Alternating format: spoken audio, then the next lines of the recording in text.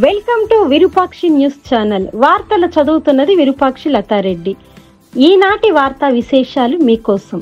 ఈ రోజు మనం ఆంధ్రప్రదేశ్లోని కోనసీమ ప్రాంతంలో ఉన్న పవిత్రమైన శ్రీ పార్వతీ సమేత కుండలేశ్వర స్వామి దేవాలయం గురించి విరూపాక్షి న్యూస్ ఛానల్ తరపున ప్రత్యేక కవరేజీని అందిస్తున్నాం.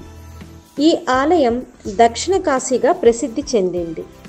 కార్తీక మాసం చివరి రోజులు మాస శివరాత్రి సందర్భంగా ఈ దేవాలయం భక్తులతో కిటకిటలాడుతుంది. ఉదయం నుంచే గోదావరిలో పవిత్ర స్నానం చేసి స్వామివారి దర్శనం కోసం వేలాది మంది భక్తులు తరలివచ్చారు.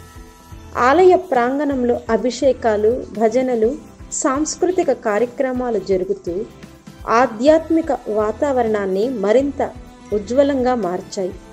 ఈ దేవాలయం ఈస్ట్ గోదావరి జిల్లా కోనసీమలోని కాట్రేనికోన మండలంలో పల్లంకుర్రు సమీపంలో ఉంది.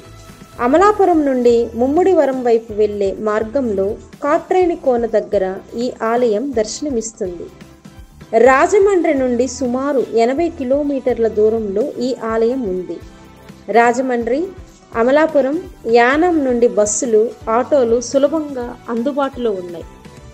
రాజమండ్రి విమానాశ్రయం సమీపం కావడంతో దేశం నలుమూలల నుండి భక్తులు సులభంగా ఈ ఆలయానికి చేరుకుంటున్నారు. ఇక్కడ ప్రధాన దేవుడు శ్రీ కుండలేశ్వర స్వామి స్వయంభూ లింగ రూపంలో దర్శనమిస్తారు. ఆయన సఖి శ్రీ కుండలాంబికాదేవి, అలాగే ఆలయంలో ఆంజనేయ స్వామి, మురుగన్, వనదుర్గ, చెల్లియమ్మ, దక్షిణామూర్తి, వేణుగోపాల స్వామి వంటి ఉప దేవాలయాలు కూడా ఉన్నాయి. భక్తులు గోదావరిలో స్నానం చేసి స్వామివారి దర్శనం చేస్తే పుష్కర స్నానం ఫలితం లభిస్తుందని ఇక్కడ విశ్వాసం.